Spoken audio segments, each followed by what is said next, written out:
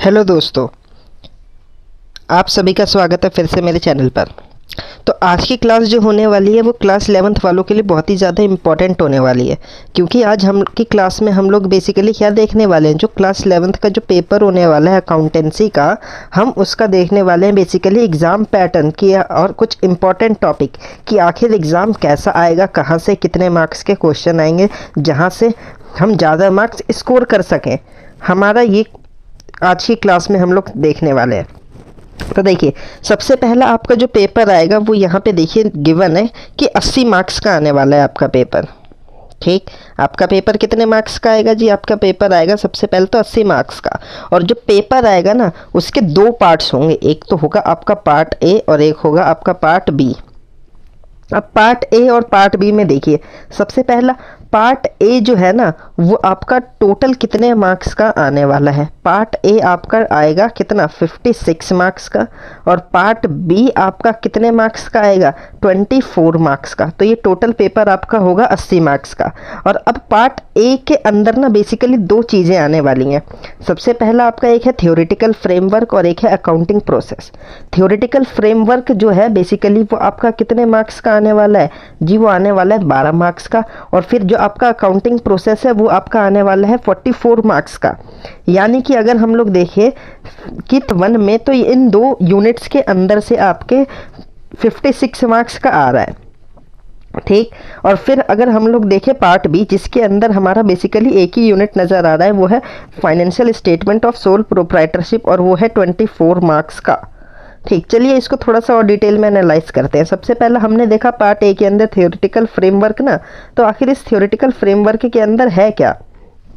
तो देखिए, theoretical framework के अंदर बेसिकली सबसे पहला है हमारा अकाउंट्स के कॉन्सेप्ट, या फिर जिसको हम लोग कह सकते हैं क्या चीज़, इंट्रोडक्शन ऑफ अकाउंटिंग। यानी कि हमारा जो पहला चैप्टर है जहाँ पे हमें अकाउंट की मीनिंग, उसके एडवांटेज, उसके ऑब्जेक्टिव, उसके कैरेक्टरिस्टिक्स, उसके लिमिटेशंस, टाइप्स वगैरह, रोल, क्वालिटेटिव कैरेक्टरिस्टिक्स, ये इंपॉर्टेंट हो जाता है थोड़ा सा। ठीक, और फिर हमें ऐसे ही उसमें और भी बहुत सारी चीज़ें नज़र आती जैसे रोल ऑफ अकाउंटिंग। तो ये हमारा यूनिट 1 के अंदर है बेसिकली।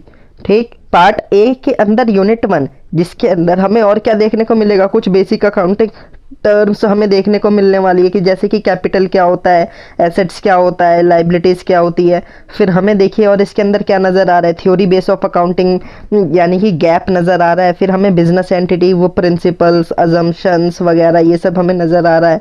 ठीक, वो जितने भी प्रिंसिपल्स थे वो सब।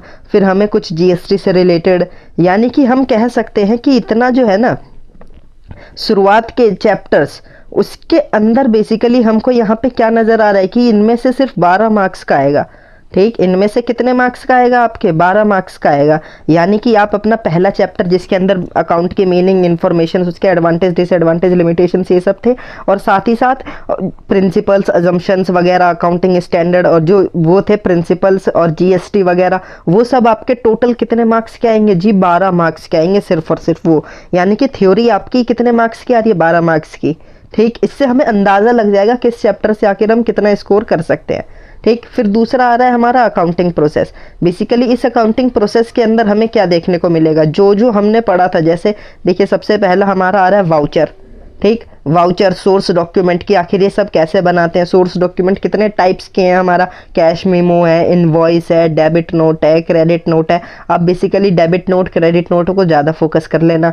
ठीक, इनवॉइस को भी फोकस कर लेना थोड़ा सा। और वाउचर्स कैसे बनते हैं, कितने टाइप्स के वाउचर होते हैं। एक होता है आपका डेबिट वाउचर, एक होता है क्रेडिट वाउचर और एक होता है आपका ट्रांसफ़र वाउचर। ये दोनों कैश वाले होते हैं, ये नॉन कैश वाला होता है। ऐसे ऐसे करके मतलब ये सब आप पढ़ लेना। ठीक, फिर आप देखिए आपको जर्नल एंट्री, या फिर हमारी क्या आएगी basically journal entry. Journal entry most important है, यहाँ से 6 या 8 मार्क्स का आपका आ ही जाएगा, या ज़्यादा से ज़्यादा 10 मार्क्स का। ठीक, 6 से 10 के बीच में या 8 के बीच में ही आएगा, जिसके अंदर आप लोग विद जीएसटी, जिसके अंदर आप लोग क्या देखेंगे, विद जीएसटी आप लोग देखेंगे। और उसमें भी खास ध्यान रख लेना ट्रेड डिस्काउंट और कैश डिस्काउंट। ठीक, विद जीएसटी, ट्रेड डिस्काउंट और कैश डिस्काउंट। कुछ ऐसी एंट्रीज ढूंढना जो कि हो थोड़ी सी डिफिकल्ट, लाइक जैसे कि हमारी ट्रेड डिस्काउंट, कैश डिस्काउंट और विद जीएसटी वाली आ जाती है। और फिर हमारी loss by fire, loss by theft, फिर हमारी और भी ऐसी बहुत सारी एंट्रीज होती हैं। तो आप उन सब की प्रैक्टिस कर लेना बहुत ही ज़्यादा। ठीक, आपके आराम से अच्छे मार्क्स आ जाएंगे। ठीक, फिर हमारा देखिए और क्या आ रहा है भाई, कुछ अदर बुक्स नज़र आ रही हैं कि ये भी आएगी। ठीक, तो अदर बुक्स के अंदर बेसिकली हमें purchase book, cash book, sales book. Cash book के अंदर आप लोग पता है कौन सी वाली देखना, ज़्यादा फोकस रखना भाई, 2 कॉलम कैश बुक पर थोड़ा सा फोकस रख लेना ज़्यादा। ठीक, फिर आप अदर बुक सीख लेना, परचेस बुक हो गया, सेल्स बुक हो गया, परचेस रिटर्न, सेल्स रिटर्न। ठीक, ये सब आप सीख लेना। पेटी कैश बुक का थोड़ा सा पढ़ लेना, वो बहुत ही ज़्यादा सिंपल है।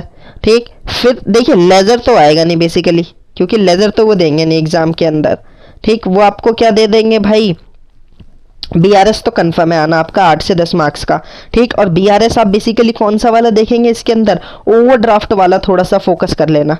ठीक, ओवरड्राफ्ट वाला आप फोकस कर लेना। ठीक, बीआरएस, क्योंकि ये बहुत ही ज़्यादा सिंपल चैप्टर है बीआरएस। ठीक, इसको आप आराम से अच्छे नंबर ले आना, ये और ये आपका 8 से 10 मार्क्स का भी आने वाला है।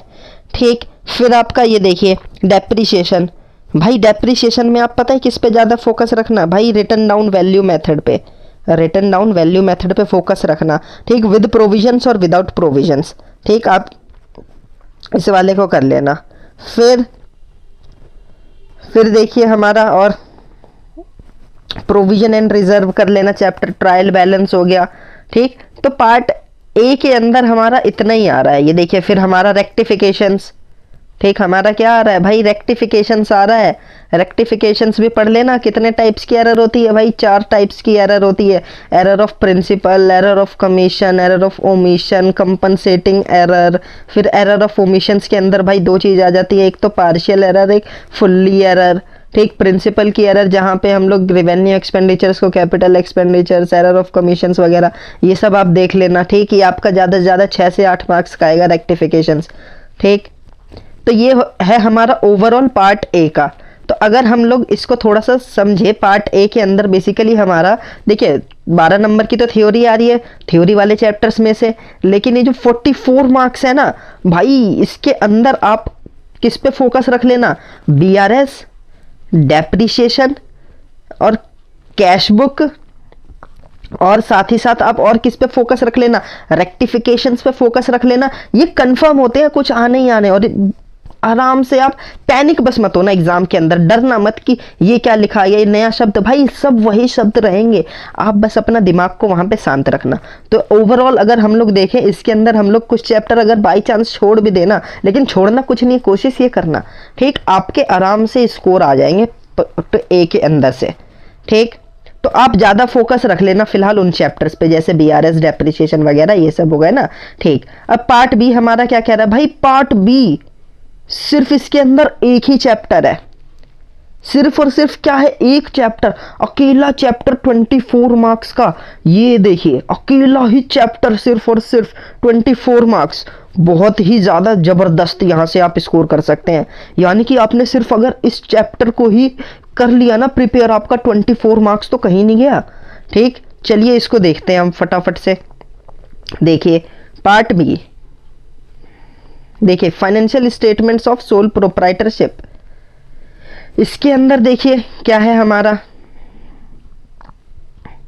ये देखिए इसके अंदर बेसिकली हमारा क्या चीज़ है, हमें भाई ट्रेडिंग अकाउंट, हमें प्रॉफिट एंड लॉस अकाउंट बनाना आना चाहिए, हमें भाई बैलेंस शीट बनानी आनी चाहिए। अगर आपको ये सब आता है ना, समझ लीजिए आपके 24 मार्क्स कहीं नहीं गए। ठीक, कुछ मार्क्स तो आपके फिक्स हो गए। ठीक, फिर आप वहां से क्या करेंगे, उसके बाद आप एडजस्टमेंट, यानी कि आपको बैड डेट की एडजस्टमेंट आनी चाहिए, आपको फिर एक्रूड, एडवांस ये सब की आनी चाहिए, loss by fire, loss by theft की, भाई डेप्रिसिएशन की जर्नल एंट्री हो गई, प्रोविजन फॉर बैड डेट की एंट्री। ठीक, goods sold on approval basis वगैरह, इंटरेस्ट ऑन कैपिटल, इन सब की एडजस्टमेंट। भाई ये चैप्टर आपको बहुत ज़्यादा स्कोर करवा सकता है अगर आपने प्रैक्टिस कर ली। यानी कि आप समझ रहे हैं सिर्फ और सिर्फ एक चैप्टर से आपको 24 मार्क्स। ठीक, अब कितने कह रहे होंगे कि नहीं सर इसमें तो 2 चैप्टर है हमारा, एक विद एडजस्टमेंट एक विदाउट एडजस्टमेंट। भाई जब आपको एडजस्टमेंट वाली ही आ गई तो आप नॉर्मल तो ऑटोमेटिकली कर ही सकते हो ना। तो ठीक, तो आप इस चैप्टर पे ज़्यादा फोकस करना, आपका आराम से स्कोरिंग मार्क्स के आसपास आप आ सकते हैं। ठीक, अगर आपने ये स्कोर कर लिया 24 मार्क्स, फिर तो इसके अंदर आप अपनी BRS कंप्लीट कर लीजिए, आप अपनी डेप्रिसिएशन कंप्लीट कर लीजिए, रेक्टिफिकेशन, जर्नल एंट्री, आप आराम से स्कोर कर सकते हैं। देखिए पेपर कुछ हार्ड नहीं आएगा, बस आपको क्या करना है, एग्ज़ाम में 15 मिनट पहले आपको पेपर मिलेगा, आप आराम से रिलैक्स होकर पढ़ना, दिमाग को ज़्यादा इधर उधर मत भटकाना। ठीक, बस फोकस रखना। ठीक, फिर आप आराम से क्वेश्चन पेपर पढ़ लेना, स्ट्रैटेजी अपनी रेडी कर लेना और आराम से आप क्वेश्चन करना चालू कर देना। ठीक, जो आपको आता हो आप पहले वो कर सकते हैं। ठीक, वरना क्या होता है, एक इम्प्रेशन अगर आपको एक टीचर को दिखाना हो तो आप सीरियल वाइज चल सकते हैं, 1 to लास्ट और लास्ट टू 1। ठीक, खैर अपने अपने तरीके हैं, लेकिन आप अपने हिसाब से कर लेना, जो क्वेश्चन आता हो उसको पहले कंप्लीट करके हटा देना। ठीक, और टाइम पे ज़्यादा फोकस रखना। ठीक, तेज़ लिखने की थोड़ी सी कोशिश करना, लेकिन गलत कुछ मत करना, दिमाग शांत रखना। ठीक, मेरी तरफ से आप सभी स्टूडेंट्स को बेस्ट ऑफ द लक। ठीक, आप अपने आप से एक वादा करना कि आई कैन डू इट, अपने आप से बोलना हर कोई आई कैन डू इट, कि मैं कर सकता हूँ और मैं करके रहूँगा। ठीक, तो अपने आप से यही वादा करना और एग्ज़ाम में अच्छा से अच्छे नंबर आप लेकर के आना। मेरी तरफ से सबको बेस्ट ऑफ द लक।